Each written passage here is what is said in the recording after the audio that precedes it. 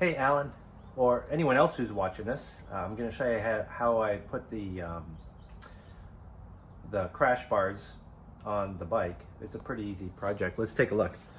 So as far as I know, there's two different style bars for the most part made by Triumph. This is the one that's like a triangle is the one I have. So these are the crash bars.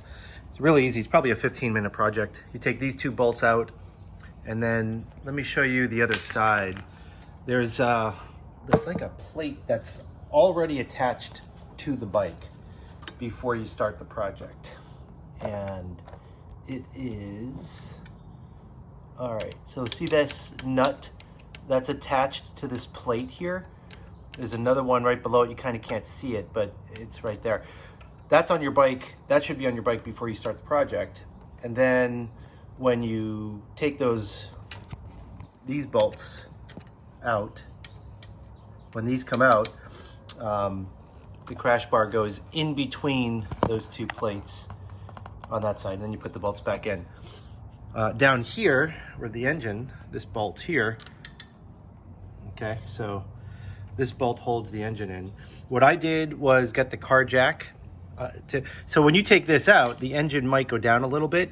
It might stay where it is, but it might drop a little. So I put a car jack underneath and just raised it up to this piece right here.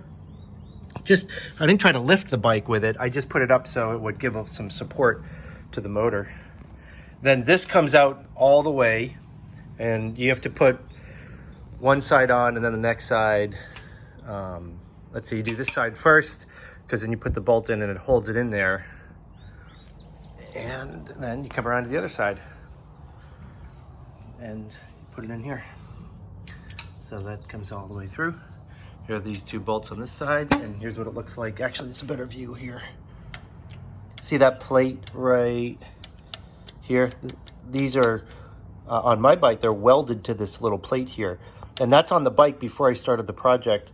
And then you can see that the bar goes in between this piece and that plate. It's really easy. I thought you needed different bolts, so I bought extras here, and I bought a new one of these. But ultimately, I didn't need it at all. I just used the same bolts that were on the bike, and it was great. Easy to do, probably about a 15-minute project. I hope this is helpful. Oh, just adding after I recorded it, this picture here shows you right here, the engine, the bolt that holds the engine on, and these are the two bolts. But take note of the torque settings so you get that right when you put it back together.